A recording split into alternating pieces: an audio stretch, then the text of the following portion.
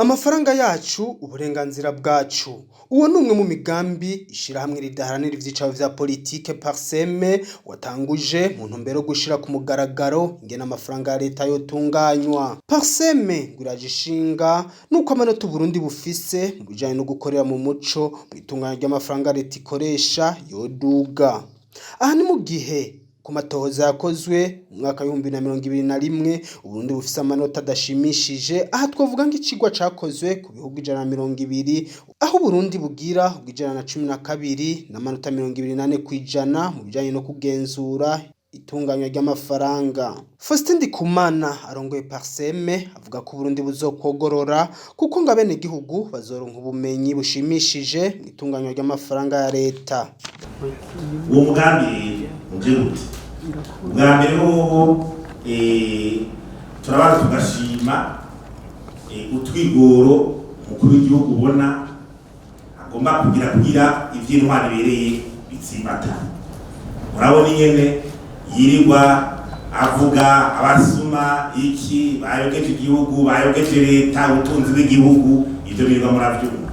Twebwe natsa kumufasha kunzira utuma ukaranda gatuzwa mu gihugu cy'u Burundi kuko intwari iri itahari nta gihugu ishobora kuvuga ngo cyateye imbere. Turabinde no muri kahise ico bita bonne gouvernance twaragiye turabona neza yuko muri bitabo Leta ikoresha mu iterambere haba izya za CSRP y'urwanya ubukene haba umugambi wa vision 2025 haba umugambi w'iterambere plan national development ku myaka 10 bose usanga ko intwaro ibereye iteza kugenda. Iyo ntwaro rero ibereye ntishoboka idafatiye mu kuntu abantu bamenyene amafaranga ya Leta akoresha budget y'igihugu. Ubwo bashiramo imigambi priorité abarundi bashaka mbega abarundi barabazwa cyane barakurikirana ikirategura mbega bararonka raporo igiriye mbega control ibarura isuzuma y'ingene amafaranga yagenze abo bayanyunoye abo bayakoresha nabi biragaragara mu raporo abarundi bakabimenya. Abo abarundi twageze ni musanzwe abahinga bavuga bati niyo ntango y'intwaro rusange niyo ntango y'intwaro rusange kumenya amafaranga mutanga icakora ibijanye na controle budgetaire dufise amanota 28 kwijana tukamuze ibihugu 112 ikibazo c'112 murumva turiyo. Muri ico gihe rero uzoronka abaza gushigikira mu migambi y'iterambere. Twebwe rero twifuza iki? Twifuza yuko uwo muco wotera imbere iyo produit utabuze kandi tugashaka ko ayo manota aduga. Ayo manota abwirizwa kuduga kuko umwana wawe uvuga uti afise isheka aha uvuga ayo manota abwirizwa kuduga. Sakomekero abwirizwa kuduga na Leta ibwirizwa kuvyuko tweza kuyaduza n'abarundi bose. Ibibanza vya nyuma tubihagarike. Hanyuma ico bizana ni iki? Impact ni uko igihugu cyacizerwa. Bamwe bazana imitari batanga imfashanyo batanga amadeni yo gufasha baca biyongera amahera akabwira mu gihugu ubukene bwa ndansi bw'amafaranga y'agaciro ama-infrastructure n'ibindi turi inyuma ibintu byose urabona ko biriko biradusubirana inyuma turiko twobihagarika. None ubundi karashize ingani ibibanza vya nyuma ubukene hama muri tubone ingene twobuvamo. Inzira zirahari tuzikoresha. Ku bibazo vyagiye birabazwa harimwo hanini uburyo uwo mugambi uzotwara ingene bazokwigisha abenegihugu bato bato narijya ko ivyitunganya ry'amafaranga Leta ikoresha bigoye gutahura. Faustin NDIKUMANA arabahumuriza. Mwebwe muti ubu rero ndatanguye urugamba byose birabice ku murongo. Quelle la garantie? Nimba ababikora bajeje kubikora batabikora no musi mwatwisha twiga abenegihugu canke abandi bantu bizoca bikora. Niba atabikora mwe muzoca mukora ko muri une association mufise izihe ngufu zo gukontrenya ubwo butegetsi izo nzego zitegerezwa kubikora zitabikora kugira zobikora. Ico ni ikibazo cyane cya kabiri. Uno munsi mwagarutse kandi kuri context mwarumvise ibintu byavuzwe ngo runamaho njyari ryari n'amahera dukwiye kuronka tudashobora kuyaronka kubera kumbure mwebwe nimwe bahinga mu tubwira imvo zifata. Nimubona yuko harimo ubukene bw'inyigisho. Hariho kigarutse gucuvuga ati jewe byinshi ndabizi mugabo jewe abamenyesha makuru turi kumwe ngaho wo duwapije ese bijya ni turabitanga.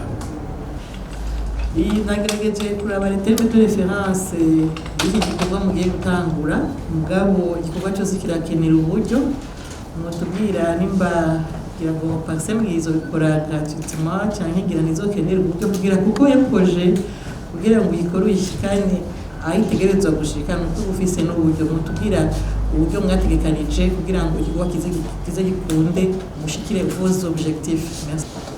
Mwaka haraciye iminsi mwatanguje igikorwa nk'iki mwise ukuri kubiduhanze, ariko haciye iminsi mike imaze kugitanguza sinamenye yuko ariko cyatumye PARCEM ihagarika ibikorwa muri ico gihe canke aho byoba byaraturutse. Mbega ibi byo mbona mutanguje ko umenga bifatanye n'ibihanze igihugu navyo, mbega hamwe vyoshika mugasanga igikorwa mutanguje naco nikigize ingorane, mwiteguye gute kugira ngo mushikire abo barundi mwagomba kwigisha ibi mutanguje uno munsi? Mutegekanya gute gushira mu ngiro kugira ngo turabizi yuko hari abantu hari amastructure yarasanzwe akora ivyo bintu duhere kuri conseil communal duhere hasi. Le conseil communal yaje kuraba yuko habaho transparence dans l'élaboration et l'exécution du budget. Hanyuma hakabaho n'inama nshingamateka mwavuze n'urwego rwa Cour des comptes naje serukiye.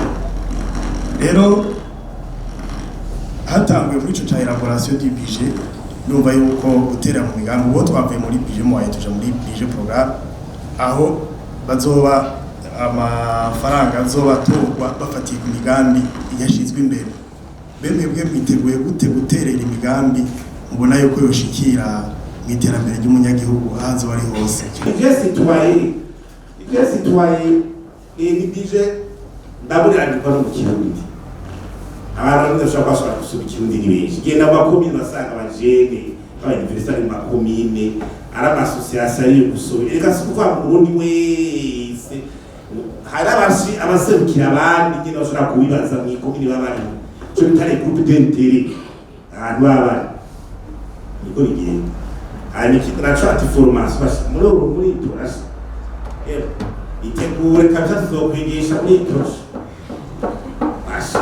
Sasa muri mu kwezi kuzashi abajournaliste niwe bambere kabisa. Hanyuma rero igikurikira sinduba ciyavuga ati uwagasikira ndavuzene mwenye n'ibituze ingongo reka n'ivyo nyine urumva iyo umugambi utangwe n'ushaka mu bintu munsi. Beko ikabarundi ibintu byose bamushaka rezita mutangwe ikintu cyona rezita cyo mu gitondo. Ega niyo ni ngwara mufise.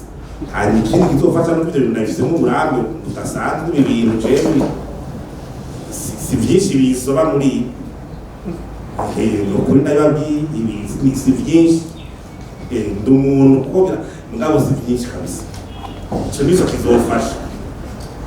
Hari ikindi twavuga ati uburyo ni programme ndende y'aka 10 adutanga amaprojet ya mbere mugabo kugize programme nziza abantu barayikunda bakayishigikira. Urumva rero hatanga uburyo bw'iprojet zambe n'ubundi buzoza uburyo rero turabona ko buzora kuko ni igikorwa cyakunzwe na bose kuko niko bukiriro y'igihugu. Twajira kwa ngo amahera bazungana kucya cyane iki mugabo iyo programme turabona neza ko iriko iritabirirwa twuhumuriza abarundi. Ico tujya kuje ko n'ikindi gishora ca frappe la gouvernance communale niyo ibarizo nk'ibiterambere mugabo n'umunyagihugu akamenya ibyo yabirimo cyangwa ingina bifashe muri budget au niveau central. Uwo mugambi waraye utanguye ngo uzotuma intwaro rusangi tsimbatara mu gihugu.